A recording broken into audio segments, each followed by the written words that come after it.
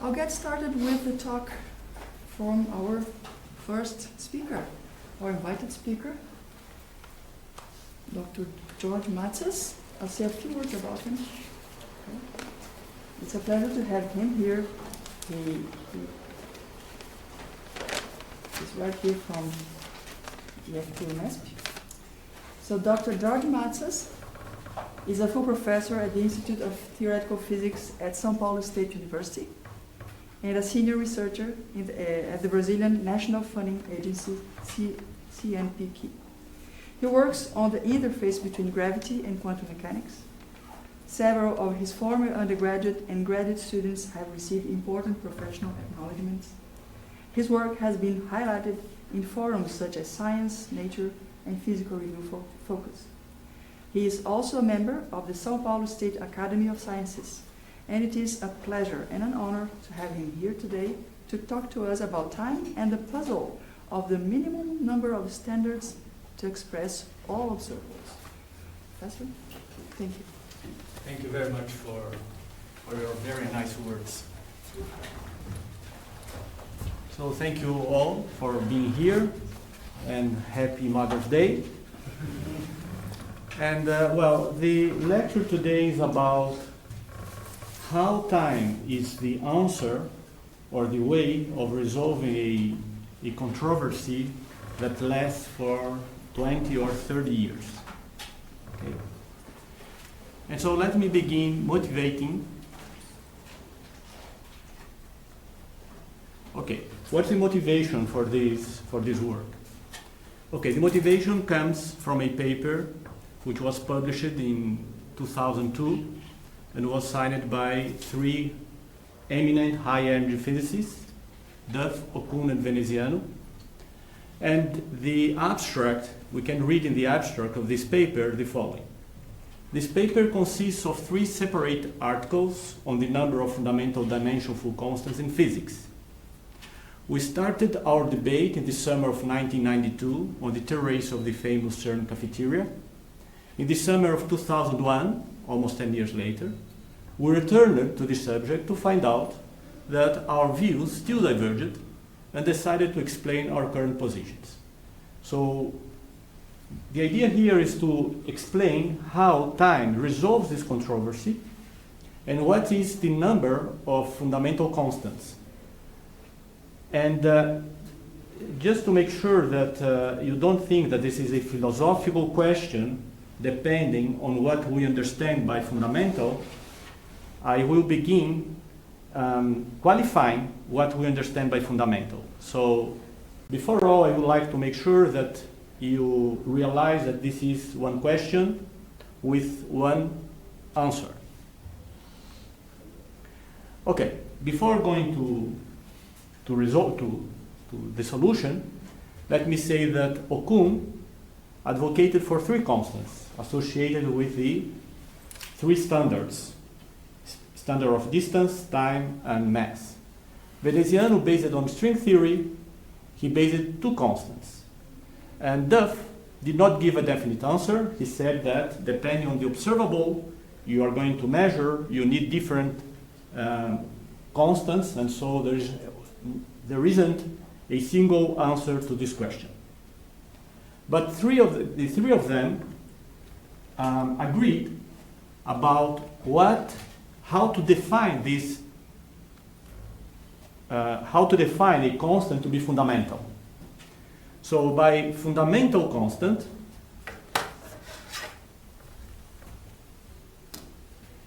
Duff, Okun, and Veneziano meant the minimum number of standards a cosmic factory must build to allow the measuring of all observables.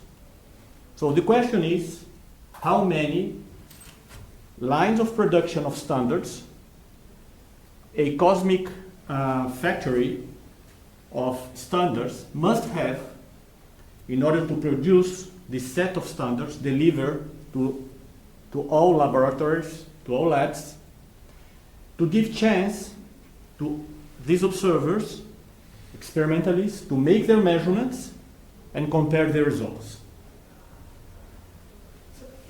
Yeah, please. So is this just about space and time measurements, not charges, for example? All measurements, all measurements. Or measurements? Yeah, I mean, all observables of all physical laws. Okay? I also don't. Yeah, please go ahead. So the standard, this is a number. It's you have one quantity, numerical quantity for a standard. What do you mean by? Okay, let me qualify a little bit better why they identify the number of fundamental constants with the minimum number of standards. Let me make this link a little better. Okay? Mhm. Let me improve this link. Okay. Okay, let's begin with international system. So in 2019, the international system redefined how they define their standards. They have, the international system has 7 basic units. And since 2019, these 7 basic units, they are defined by fixing 7 values, 7 constants. So they fix the constants, and then they have the standards. So for example, if I fix as a fundamental constant the decay in the cesium 133, this is how they do it, how long it takes to transit from one state to the other one, then I can fix one standard time. If you make it with other 6 standards, and this is what they do, they are able to fix all units. So in this sense, if the 7 basic units of the international system were independent, then their answer to their question would be that the number fundamental constant would be 7. This doesn't define which constants are fundamental. It only defines the number of fundamental constants. But we know that the international system, the basic units of the international system, there is redundancy. We know that they are not all independent, meaning that the number is not 7, but is smaller than 7. The question is, what's this number? Smaller than 7. Okay, so eventually, the controversy raised by Duff-O'Connor and Veneziano boils down to an economic issue of finding the minimum number of production lines that a cosmic factory of standards must have. And when we talk about economic issues, we know that this is not a philosophical question. We know by experience. Okay, the keynote for the resolution can be summarized in this slide. The first one is that the resolution of Duff, O'Connor, and Veneziano's controversy is that the basic key is that space-time is the primary concept in physics. Theories come later. When you define a theory about anything, first you have to know what's the space-time on where you're going to define it. If you are in a non-relativistic space-time, you're going to make your equations must be invariant by Galilei transformations, and you are in a relativistic space-time, you have to use general covariance. So space-time comes first. Indeed, the answer to Duff's question will depend on the underlying space-time. Duff, O'Connor, and Veneziano implicitly assumed relativistic spacetimes, but we will resolve this controversy assuming both Galilei and relativistic spacetimes to emphasize the difference, because the answer is different depending on the spacetime. So we're staying in classical space-time? Yeah, yeah. I am only the answers I'm going to give. Classic. Yeah. And So let me disclose the following: that I'm only going to assume Galilei and relativistic spacetimes, and if you change the spacetime, for example, assuming loop quantum gravity, we have nothing to say according to this work. and regarding the expansion, the age of the universe? It doesn't matter. Because this is a relativistic spacetime, Friedmann-Robertson-Walker spacetime. So any of them, they How do you satisfy and respect our conclusions. So from those 7 numbers, I can compute the age of the universe today? This is Yeah, I mean, classical you also. can use general relativity, and basically using general relativity and some assumptions, of course, what's the expansion of the universe and whether or not you have a Big Bang and so on and so forth, you can calculate the age of the universe. This is how we say that the universe is 13.8 billion of years, right? Yeah, I think that's an observable. Yeah, this is an observable. Yeah. This is an observable, and this is from this. Well, Oh, I let see. me put differently. You don't observe it in the sense that you don't put a clock from the beginning of the universe to these days, but you infer it from other observables, right? Yes, we don't observe the clock, but we observe the density. Yeah, you infer the time of the universe assuming some model Yeah. and some other observables.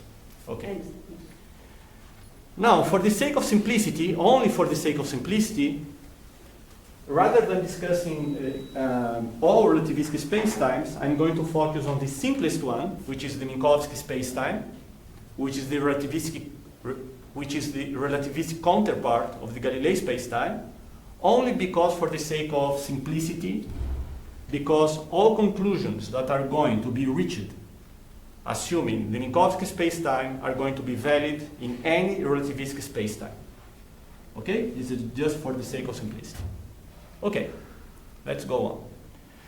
So Galilei and Minkowski spacetimes, on which we are going to focus, they have many common features. They are both four-dimensional, they are homogeneous, they are spatially isotropic, but they differ concerning how events are related to each other.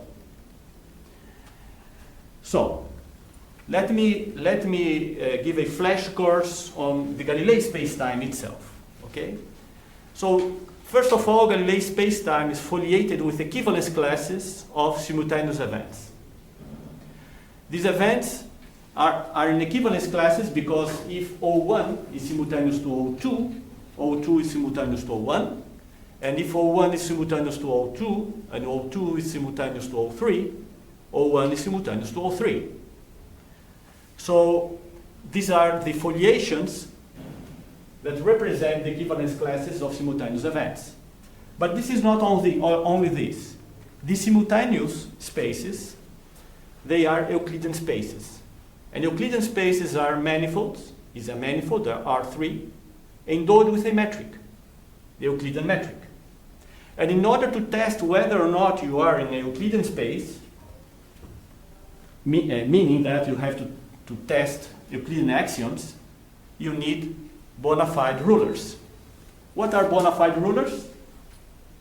They are identical, one-dimensional straight segments as defined by Euclid's axioms, assigning the same real number to every given pair of simultaneous events they visit regardless of their state of motion and past histories. Many words to something that we know exactly precisely what bona fide rulers mean. But the important message here is that in order to define and to test whether or not you are in a Galilei spacetime, you need bona fide rulers. So if you are in Galilei spacetime and you make a theory on this spacetime, you have to assume that this is endowed with bona fide rulers.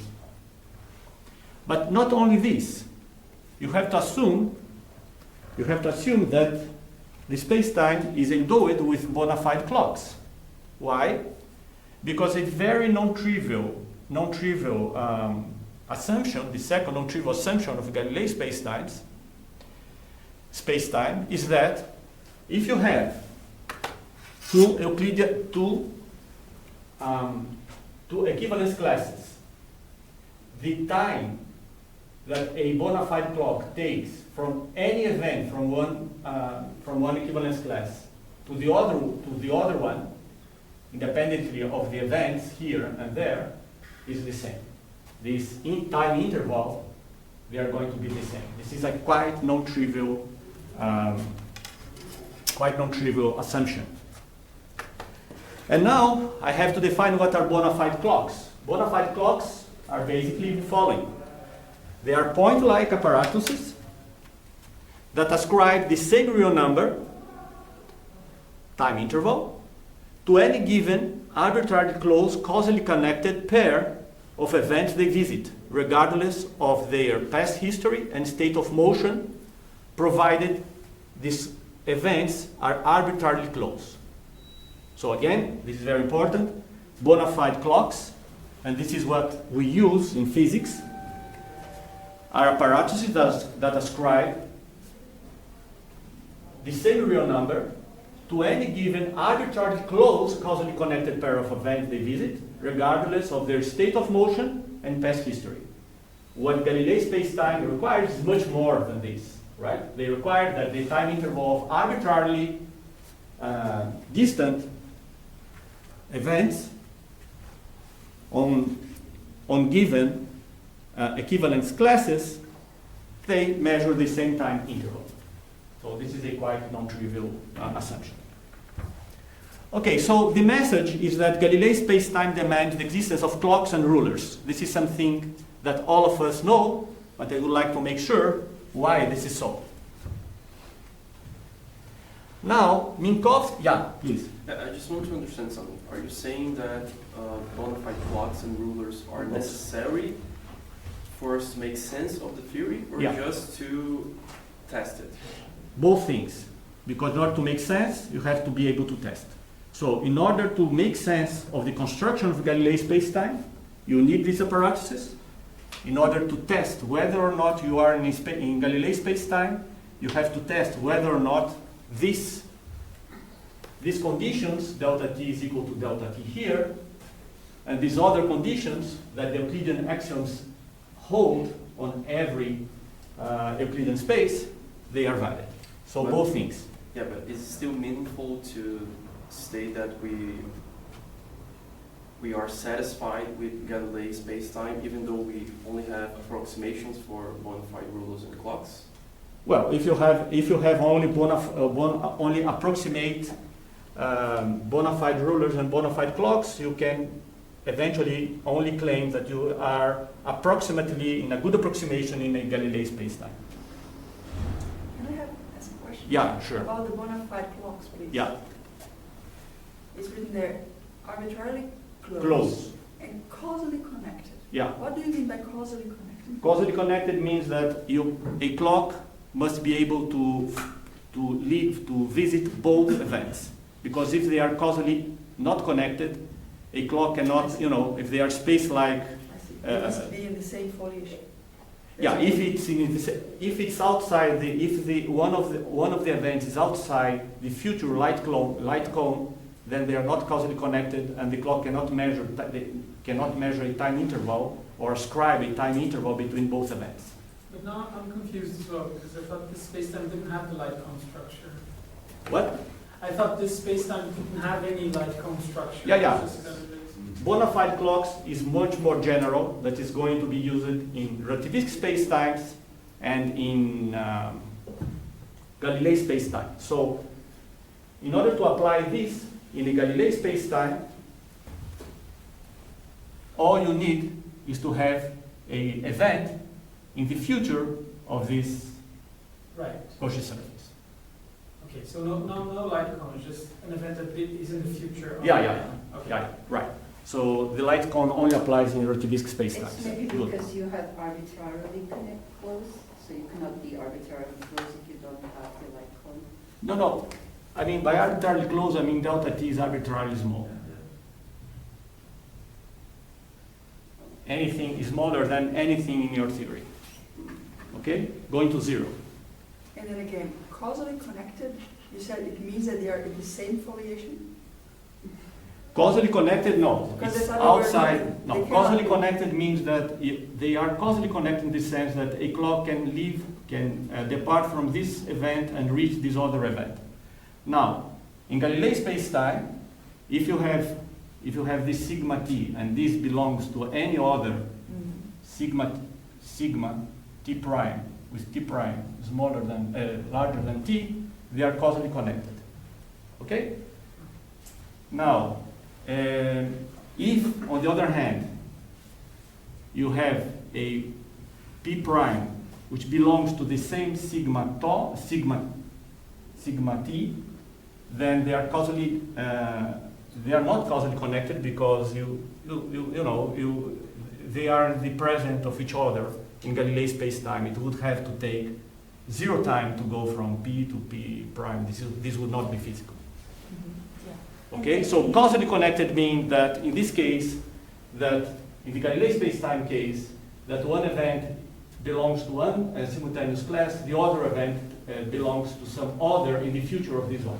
So This that's is enough. I'm a bit confused because the point-like apparatuses, they ascribe the same real number. Yeah. Oh, so, because it's a time interval. The Time real interval. number is just a time interval, Yeah, not yeah, an yeah. instant. No, It's not no, an no. instant, it's a time interval. Yeah. Okay. This real number It's a time means interval. time interval. Okay. Okay? Mhm. Good. So I'm just saying that any pair of events here, right, clocks that leave one event here and reach there is going to measure the same delta t. This is That's something that we use all the time. Yeah, that's good to know because I had the concept that clocks, they mark instants of time. But here, the apparatus is measuring a time interval. Right. Right. Always time intervals. Yeah. Okay. Okay. Will you give a definition of simultaneity?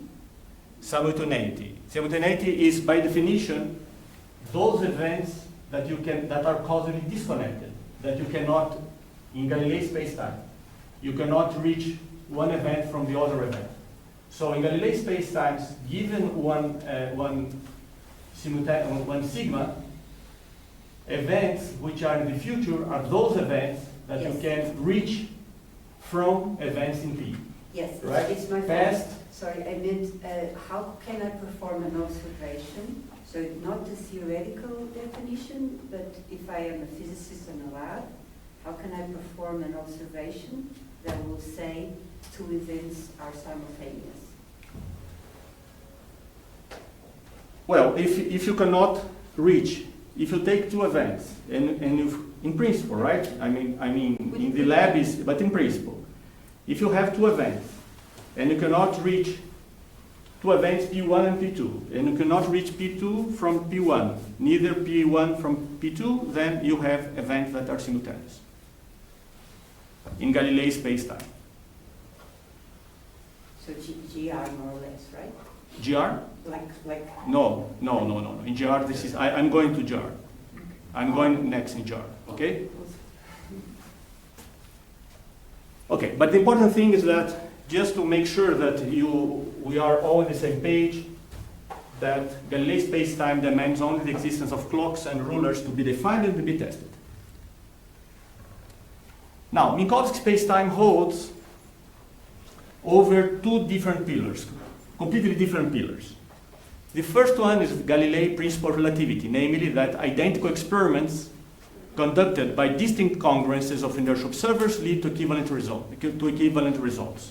So if you repeat the same experiment in different inertial observers, no matter how fast they move with respect to each other, you are going to get the same result.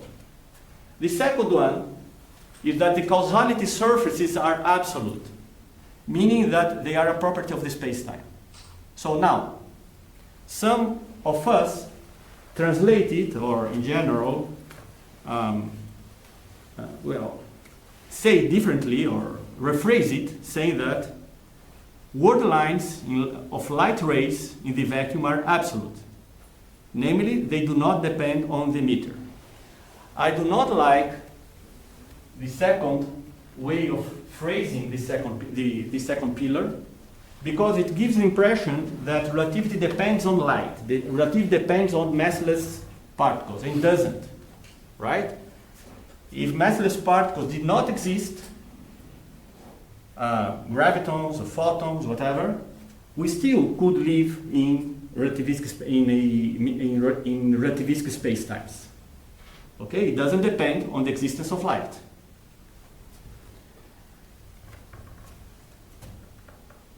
Okay, so eventually we end up with GR, that is, in relativistic spacetimes, we understand that this is a manifold, a generalization of a surface smooth manifold in 4 dimensions, involved symmetric. In particular, for Minkowski spacetimes, this manifold is R4, and this metric is the Euclidean metric, Minkowskian metric. Now, what I would like to emphasize here is that in order to make sense of this metric, to define and test it, both things, we only need clocks. So let me give you a construction to make this clear. Let's assume, again, defining space-time, among other things, is to define the relationship between events. And I am assuming here two events, P and Q. And I wonder whether or not I can establish a relationship between these events only using clocks, and whether this relationship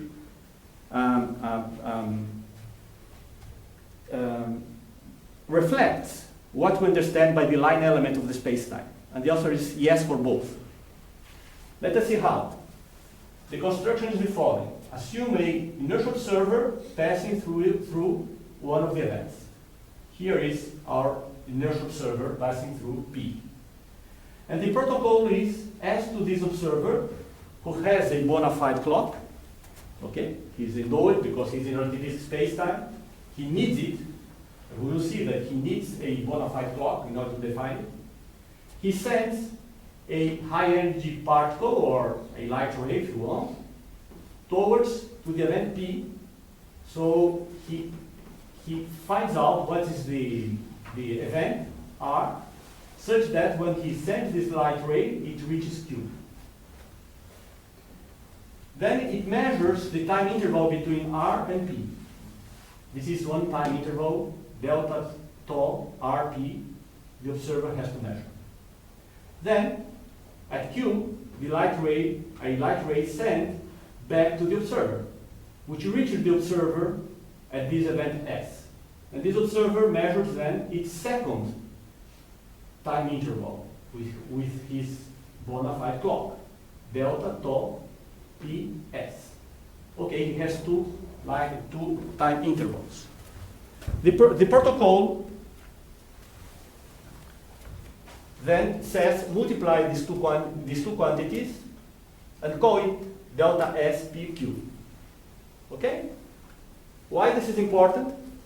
Because if you repeat this procedure using any other inertial observer, delta tau R prime P is going to be different. This time interval is going to be different from this. This time interval is going to be different from this, but the product is the same. And this is not a coincidence why I call this delta S. Using this, let us do the following. Let me define two coordinates. Okay? Coordinates are arbitrary, so let me define arbitrarily two coordinates. One of these coordinates I'm going to call delta t pq. Pq because it indexes two events, and delta t just because I like the letter t. Okay? And I use these time intervals to define it.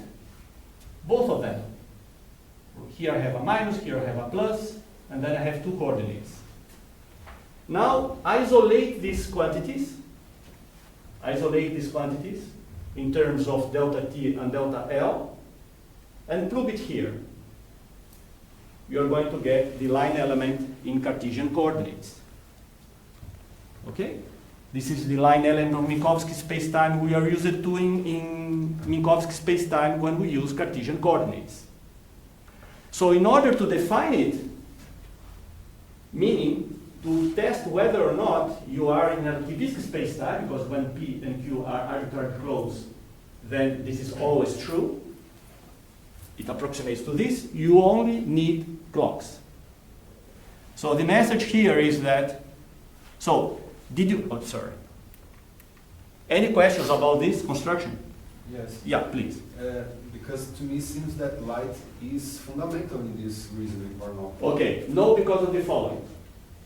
Light is an abstraction, in the sense that light is the optical regime, is the optical limit of a wavelength, right?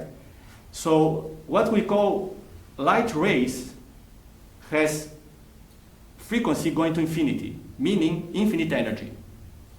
So sending a light ray or a very high energy particle from here to there, both of them have an arbitrarily large energy. So if you don't have light, just send an electron or whatever with a very high energy. Okay, arbitrarily large energy.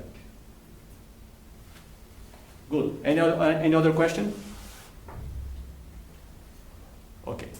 So the important thing here is to note that Minkowski space-time only demands the existence of clocks to be defined and tested. Different from the Galilei space-time. So, in this sense, if you restrict yourself to space-time observables, not all observables of nature, in Galilei space-time demands rulers and clocks to be defined. Galilei space-time demands rulers and clocks to be defined, we saw it before, and thus, if we restrict ourselves to space-time observables, all of them can be written all in terms of space and time units. This is some real number and these are real powers. On the other hand, if you are in a relativistic space-time, it only demands the existence of clocks to be defined. We just saw it in the last transparency. And thus, if we restrict ourselves to space-time observables, all of them can be expressed only in terms of time units. This is again a real number and this is a real power. So this is a difference. But, please go ahead. Could you please go back again and just show me how did space disappear from Minkowski space? Well, it's not that it disappears. It does not appear. It doesn't appear, right? But then you have that delta L0 over there. Yeah. You define it as what? This is the sum of this, right? Delta tau RP, this time delta tau PS, and this is in second lights if you want. This is the distance in second lights if you want. But you're... Light seconds, sorry. Yeah, so, but in any case, you are just transforming space in time. I mean, you're connecting space with time. You're using the concept of speed, right? I don't need this. This is a very important thing. Yeah. We don't need the speed of light in any of this construction. For this very last formula, Here? that one, delta L0. No. Right? Is in I space, mean, this right? is in second light seconds. This is written in light seconds. Okay, but is it supposed to be space or not? Just time? Because the right hand side is just time. How do you? The construction here does not. You don't have rulers. So everything I have here are clocks. Yes. Whether or not you're going to call this space or not, this is a preference that's up to you. But from my perspective, I'd like to emphasize that this construction that is demanded to test whether or not we are in a relativistic space-time only demands clocks. I understand what you're saying. I just want to make clear how the speed is being, if speed is being used here. No. This is something that I want to avoid. This is something that I want to avoid, because speed would. Well, go ahead. Okay, no. I think this is an important point because I think I agree with you. I just want to make it clear that I'm understanding what you're saying. In relativistic spacetimes, when eventually we are going to reach the conclusion that in relativistic spacetimes, in order to get all observables, you don't need to know what's the speed in meters per second of something. What you have to know is just the relative speed between your particle and this maximum speed that is given by the causality cone. This is the important thing that you need. This is the only ingredient that you need in order to get the result of your observable relativistic spacetimes. Yeah. So the speed of light is important. The limiting speed. whatever it's light or not, Whatever is the speed, a relative speed. the relative speed, Of that right, you the use. relative speed. Yeah, you must between- have a relative speed. Right, A finite relative Right. speed. right. This is why Okay. This is why speeds, in this context, where we are cleaning up of anything that is not essential, speeds in relativistic spacetimes are going to be dimensionless, because it's always a rate. I Okay? just wanted to Finite understand. number. What? It has to be a finite number. Finite number, of Have course. simultaneous- A finite number smaller than 1 if you scale your maximum number by 1, from 0 to 1. And the number you like here. Right. No, now it's clear. Otherwise, you don't Okay. have simultaneity. If you just have a line of time, clocks, that can take values on the real valued numbers, you won't have simultaneous events if you don't have a finite speed. Because otherwise, it's just a theoretical construct. If you only have the clocks, you won't have synapses. I'm not sure I understood your observation. You need one more quantity other than the clock. In relativistic spacetime? Yes. No. Well, up to now, I have just shown you that I can reproduce the Minkowski line element, and namely any line element for arbitrarily closed events, only with clocks. If you agree with this construction. Yes, you cannot define simultaneous if you don't have. There is no simultaneity in Minkowski space, in relativistic spacetimes. Only if you define a priori a congruence of observers. So there is no absolute simultaneity. This is not a property of the spacetime. This is a property of observers. Yeah. And at this point, I'm not talking really about observers. I am relating events. So this is a property on the spacetime. Mhm. And the fact that this does not depend on observers is because if P and Q are arbitrarily close, Yeah. these observers can be even accelerated observers. They don't have to be inertial. Mhm. Okay? So what I'm showing you here, this product is a property not of observers, but of the spacetime. Mhm. And simultaneity in the talking of simultaneity in relativistic spacetimes depends on assuming something else that I'm not assuming here, that is a congruence of observers. Mhm. Mhm. Okay? Can you define acceleration without simultaneity? Yeah, sure. Yeah, sure. Eventually, the proper acceleration, well, talking on tensors, is given by this, and this is invariant, and this is what you feel when you fall from the window and you crash on the floor.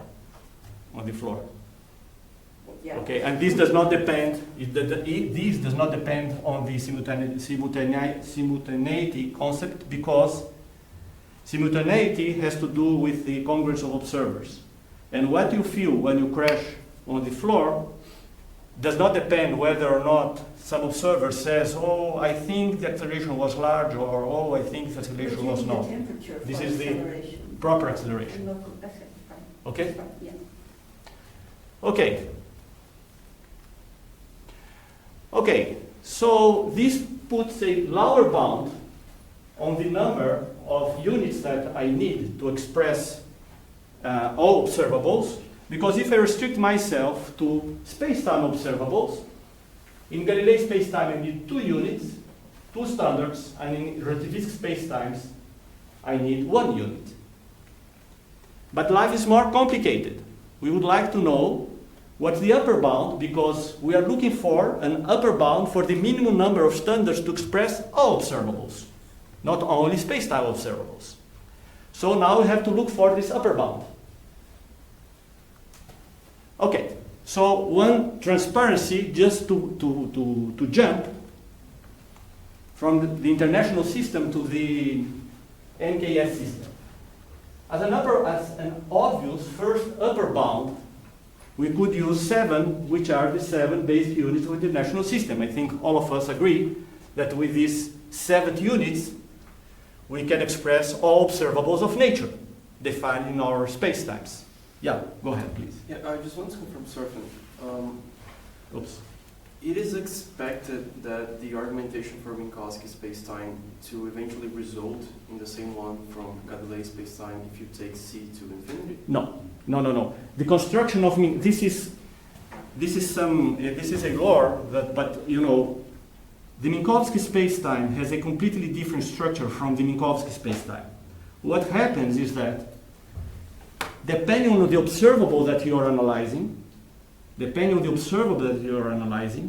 use Galilei, you can assume that you are in Galilei spacetime, and the results for this observable is well approximated using Galilei formulas.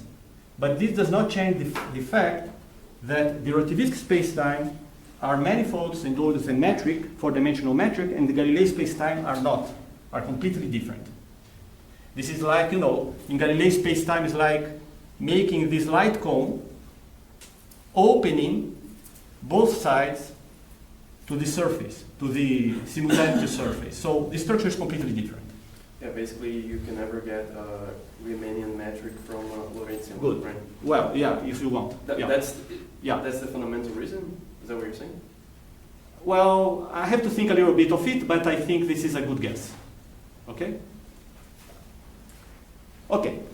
But we know that the international system has redundancies, and then let me jump very fast from the international system to the MKS system by recalling you that the international system came out in the 60s from the MKS system. It was constructed over the MKS system. So this is non-controversial that you can measure everything in terms of meters, kilograms, and seconds. And I can just spend 2 minutes if you want, just showing how you can convert your international system units into MKS system. Recall that the mole is just a dimensionless number, so we don't have to worry about this. The candela, which is another basic unit of the international system, is just a disguised power unit, so we don't need it, although it's convenient for some communities in physics, engineering. The Kelvin is also a disguised unit of energy, right? This is a disguised, rather than saying this number in joules, you multiply by this conversion factor, that's the Boltzmann constant, and you get this energy quantity in terms of Kelvin. And indeed, no scale in statistical mechanics or thermodynamics depends isolatedly of the Boltzmann constant or temperature. The important is the product of both things. So in order we can erase this Kelvin from all formulas, redefine your quantities smartly using this conversion factor, and then, for example, you would have the Clapeyron equation rewritten this way, where this T prime is this quantity, and so on and so forth. The same is true for the Coulomb constant. The Coulomb constant is also a conversion factor that converts this unit of the MKS into the ampere. Those from my generation that studied electromagnetism from Purcell's book, that wonderful book, you remember that we learned electromagnetism in the Gaussian CGS system, where the unit of charge were stat-coulomb, which is a combination of MKS units. And this is why the Coulomb constant does not appear in the Coulomb law, for example. In that system, you don't have the Coulomb constant because you redefine, if you want, the international system units in such a way that you eliminate this ampere, and all quantities are, in electromagnetism, are expressed in terms of space, time, and mass units. So the summary of this is the Boltzmann constant and the Coulomb constant are just conversion constants, and if you want to in order to eliminate these quantities, you have to redefine your observables, and these redefined units, these quantities are equal to 1. And this is for those for my generation, it's quite obvious. But question about this? Okay, good. Good, because Dufour and Veneziano agreed that NKS suffices to express all observables, as well as us. So we have now another upper bound. It's not 7, but it's 3, because we all agree that with 3 units we are able to express all observables in nature. But we can go further, and in order to go further, we have to ask, is a kilogram necessary to express the observables? That standard that was kept in Paris, is it necessary? And the answer is no. Let me begin with authority argument. Okay, this is something that we hate, and that's correct, but let me begin with this. Let us see what Maxwell wrote in the preliminaries of his masterpiece, this treatise on electricity and magnetism. Mass is defined with respect to its attractive power, something that we agree, and the dimensions of mass are L to the power 3 over T to the power 2. And what Maxwell is saying is something obvious. But this is some of this common wisdom that was lost with time, that in order to measure the mass of something, you have to put a particle test at some distance r and measure what's the acceleration that it falls towards the mass. This is the mass of the system. This is the attractive power of the Earth. And this is r, depends on rulers, and acceleration that depends on rulers and clocks. And this is why the mass of the Earth, in order to convert the MKS units in terms of Maxwell units, that are the natural ones, you have to multiply this by a conversion factor. And the conversion factor is the gravitational constant. The gravitational constant is only a conversion factor. This is the mass of the Earth, and it's given just measuring acceleration and distance. Namely, you only need clocks and rulers. Indeed, the kilogram was introduced about 70 years after Newton's death, only for commercial reasons during the French Revolution. And Newton, who did not know anything about this, did not introduce his energy in his equations, and indeed, the conversion factor from L to the power 3 over 2 to power 2, or over T to power 2, to kilograms, namely G, was only introduced 150 years after Newton's death. Newton never introduced the gravitational constant. Indeed, the gravitational constant, G, was introduced in 1873, the same year that Maxwell wrote his treatise, and so he didn't know anything about, kilograms, and, well, he could know about kilograms because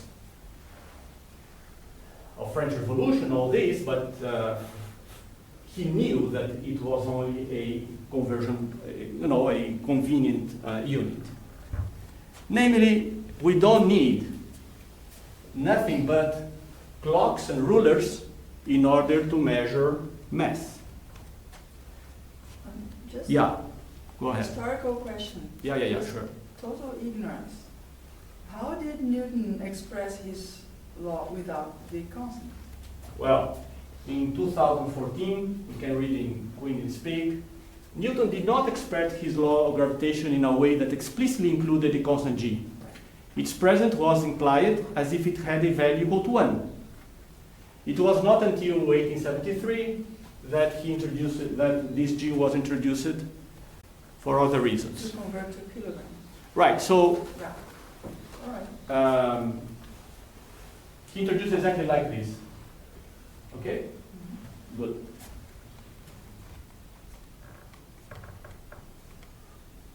Okay.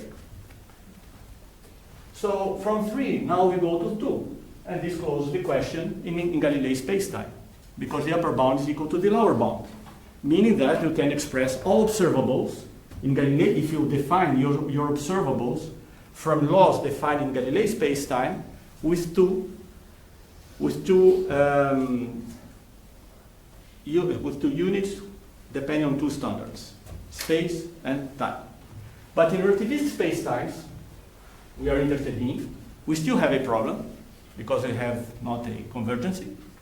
And you have to ask whether the meters or a distance standard is necessary to express the observable in relativistic spacetimes. And the answer is again no. There are different ways of explaining this, but the easiest one, I think, is to show a explicit protocol of how we can measure distance only with clocks. And the protocol is the following. Take a ruler here and assume that I want to measure its size. The protocol is evolving in space, okay? And the protocol is the following, depends on 3 clocks. The first one stays at rest at the left-hand side. The second one is sent freely towards to the right hand, freely meaning inertial. It's inertial. Then it records its trip time. This is tau 1. Then somebody here kicks back the clock. There is no standard of kicking, so it can be tau 1 for one trip, and for the return trip it can be tau 2. And the important thing is that if you are in a relativistic spacetime, if you are in a relativistic spacetime, it doesn't work in Galilei spacetime, in non-relativistic spacetimes. No matter what you measure for tau 1, tau 2, and tau 3, when you put everything here, you get always the same distance. And this is distance of the ruler in light seconds. Okay? If you wanna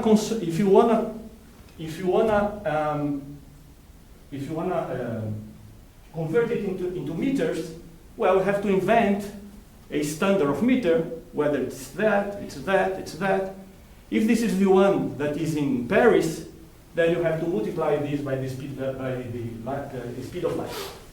But this is just because, you define the meter as the one that you have in Paris.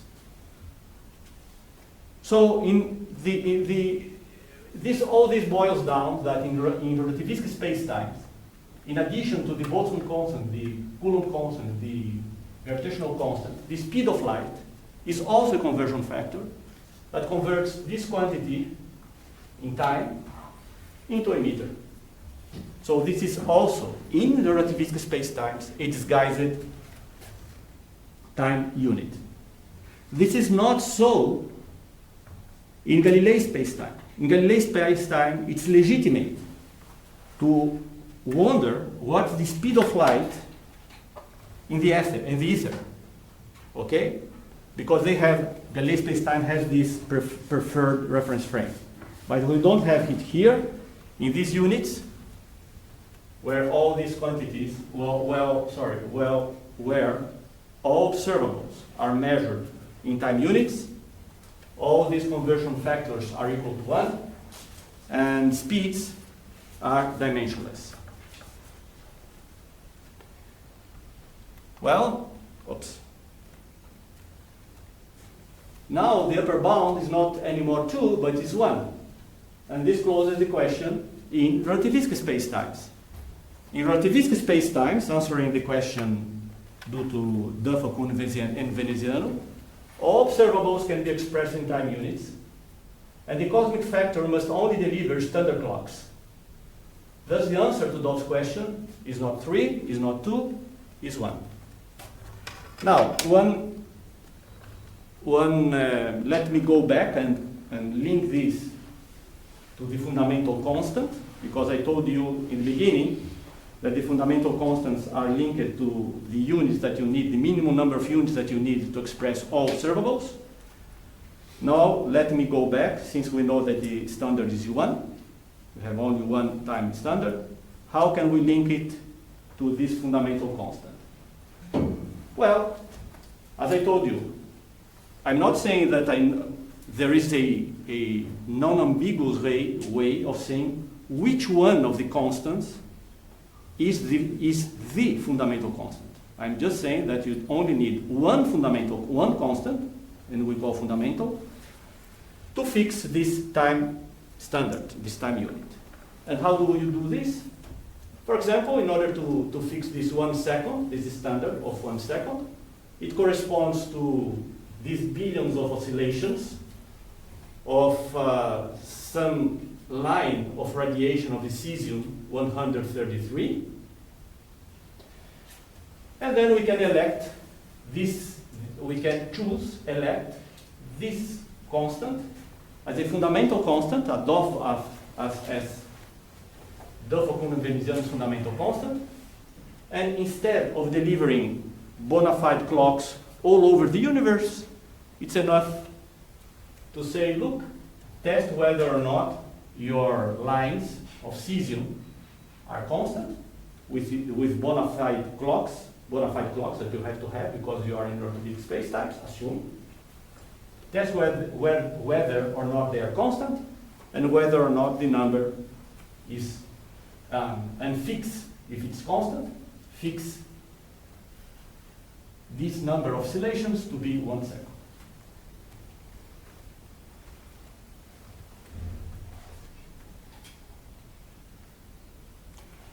My final transparency is that we high-end physicists, we tend, well, I'm not really a high-end physicist, but anyway, we tend to use dimensionless units. What are we doing? Right? We're doing the following. In principle, we're measuring all observables using time units. As I showed you, it's possible.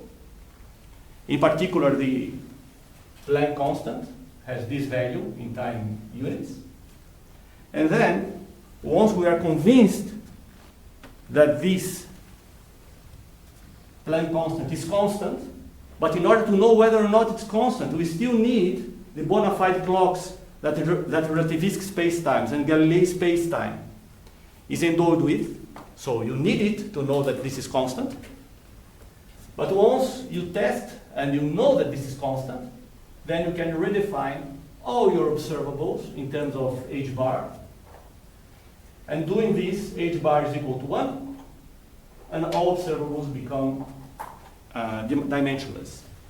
But as I write here, this is very important, this does not change the need of bona fide clocks to verify whether or not the space-time you are working on is relativistic, and whether or not h bar that you are going to divide all your constants, your rescale all your constants, is constant or not. So the conclusion is that in relativistic space-time, all observables can be expressed in time units, and the cosmic factory must only deliver standard clocks. The answer to Dov's question is 1. And so the question posed by Nadia, from our point of view, what's time? The answer is, from our perspective, time is what bona fide clocks ascribe, measure, and bona fide clocks are what relativistic spacetimes define to be honest clocks, bona fide clocks. Whatever. So this is, I think, a well-defined way, at least one well-defined way of defining time. Time is what these bona fide clocks measure, and I told you what are bona fide clocks. Okay? So thank you very much.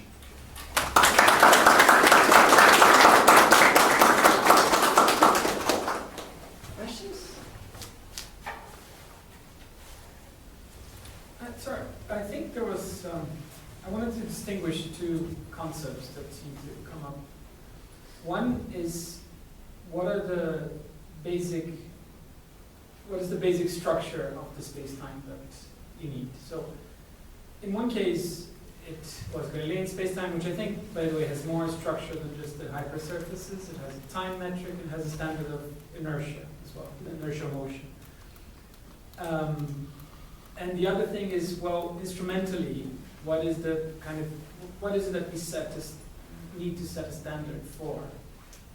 So it seems to me that one is a more epistemic notion, one is a more ontological, it's a question about the structure of the space-time. And at some points, you kind of conflated the two, and I got a little bit confused. But so now I just wanted to understand. You were saying that. Can I translate what you're saying is something like that? In relativistic spacetimes, all observers travel through time-like trajectories. Therefore, all observers, again, in relativistic spacetimes? all observers travel through time-like trajectories. All observable in time-like trajectories? All observers travel through time-like trajectories. Okay, but look, I didn't use here observers. I didn't use here. The construction is only on points of spacetimes. So I agree. The only point where I use what you're saying is by saying that this trajectory of this word line is inside a light point, a light cone. You did use temperature. Nothing else. No, Inertia? temperature. No. What? Inertia. No, if these events are arbitrarily close, this procedure is going to be valid independently whether or not these are inertial or not.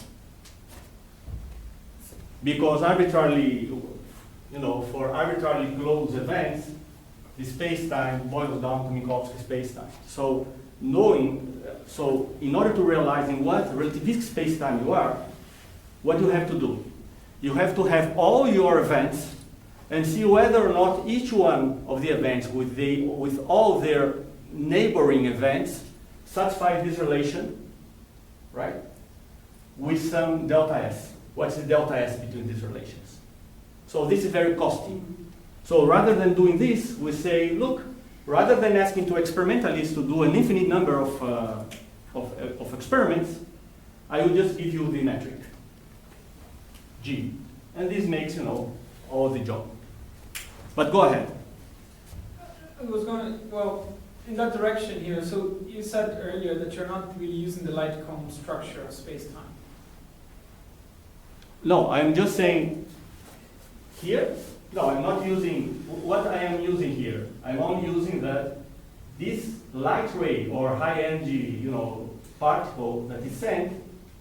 This one travels on the causality cone. High energy with respect to. No. How high energy? Yeah, high energy with respect to the emitter. Yeah. Right, and with respect to the other emitter, should it be a different high energy particle? Because it won't be high energy with respect to the other. This one? This one? With respect to the same observer, right? Okay, but so with respect to the other line, which is another observer, right? You had a different line there. Yeah. The two observers agree on the high energy particles. Why? Which energy? Right. What I'm saying is that this signal has to be on the causality or very approximately on the causality cone. Right? This one and this one. It has to be on the causality cone, right? This is why we use in general light rays. I'm confused because I think what he said is also confusion, is that if it's high energy with respect to O, it need not be high energy with respect to O prime. Yeah. Okay, let me put it this way. In this construction, right, I need the protocol requires that you send something that mimics the causality cone. You can either use a infinitely energetic light ray, that's what light rays are, because they are point light, Geometric limit. right? Or a high energy particle with respect to the observer that is making the experiment. So this one and this one are high energy particles with respect to this observer, Okay. right? And this one and this one are also high energy particles with respect to this observer. So either use light rays or use high energy particles. Everything you need is to send something on the light ray. On the light ray. But as I told you, eventually, look, eventually, this is just to convince you that I don't need anything but clocks in order to build the light element. Even if you did not have these light cones, even if you did not have lasers in your lab, you can test whether or not, oops, I think,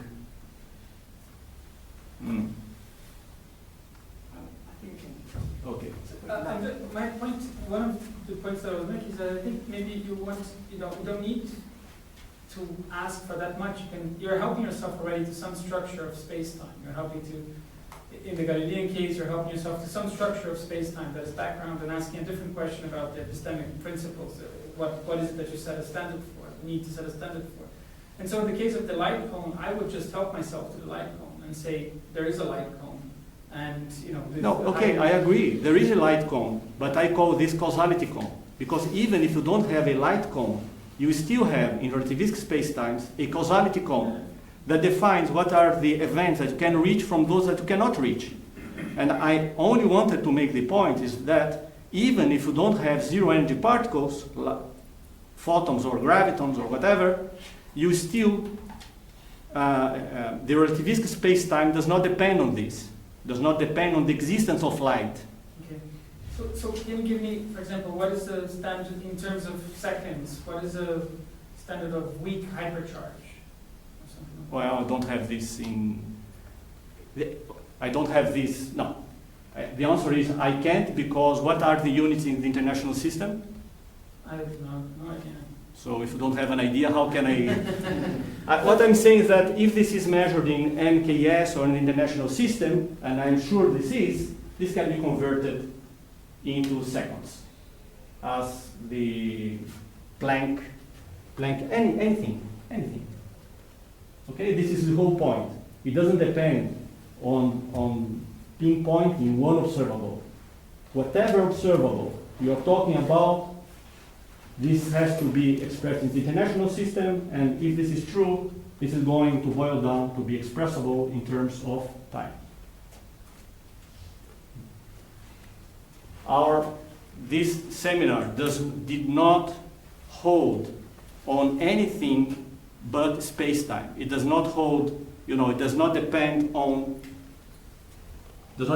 any equation or undefined over the space-time. It only depends on the space-time. And your question, your observation is related with one theory in particular. Pode perguntar. So, she wanna ask in Portuguese, yeah. And I will give in my bad English and a good Portuguese, okay? Vai em frente. Eu queria saber, dentro dessa teoria, dessa construção, entendendo que as constantes mudam ao longo do tempo na idade do universo, né? Eu queria entender se o tempo não iria variar e as outras constantes variam porque o tempo não varia, que é o mais fundamental, ou também é considerado que o tempo varia e por isso todas as constantes variam. Não sei se eu bem entender. Eu entendi. Se eu responder em inglês, você vai pegar ou você prefere em português? Prefere em português. Ok.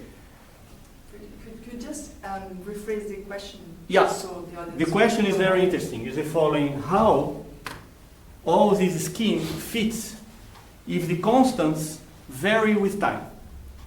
Ok?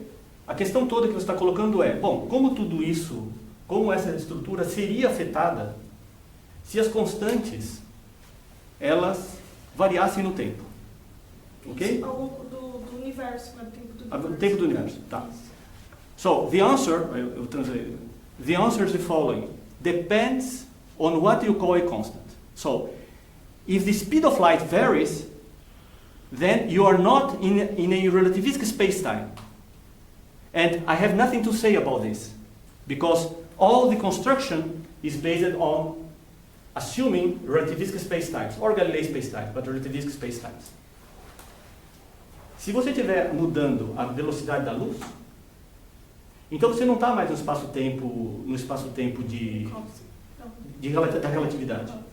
Então, você teria que assumir, por exemplo, que você está no espaço-tempo de Galileu.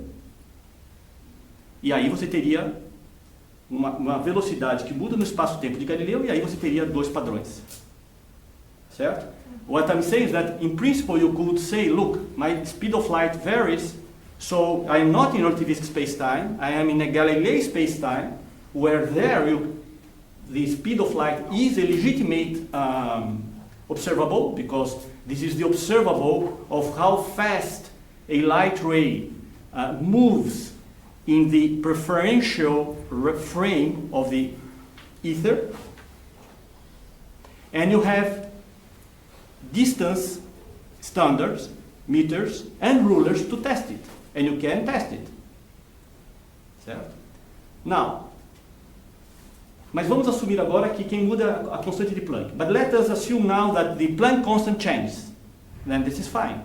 Because the Planck constant is not related with space-time, in principle, unless you are, in loop quantum gravity or something like this.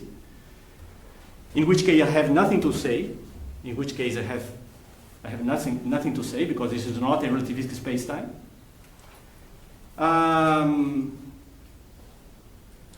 But you can use your clocks, right, in this scheme, and just use your clocks to test whether or not this number varies with time.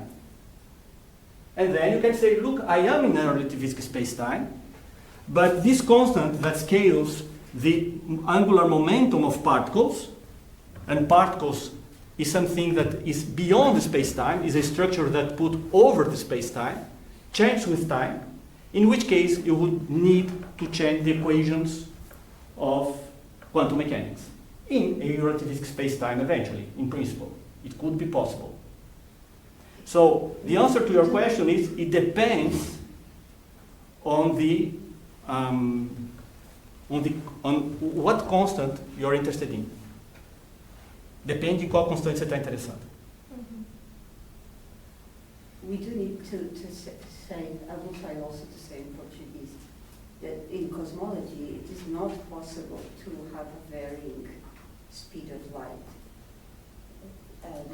Em cosmologia, os constrangimentos observacionais não permitem uma velocidade da luz variante. Variável. Porque nós já estamos tentando faz muito tempo ver se podemos fazer com que a velocidade da luz varie quando o universo nasce e evolve, mas como nós medimos observações de estrutura, que aí já assenta como que a luz viaja ao longo da idade do universo. Então, há 10 milhões de anos, você já teria que ter uma velocidade assim. E nós queríamos muito em cosmologia, se fosse possível mudar a velocidade da luz, resolveria muitos problemas feios da teoria. Mas é muito difícil, mesmo que você mantenha uma cabeça muito ampla, é muito difícil de mudar. Infelizmente, o modelo standard. Okay, I'm afraid we have to stop now, but we can continue talking at the welcoming reception. Thank you again, our speaker. Thank you very much.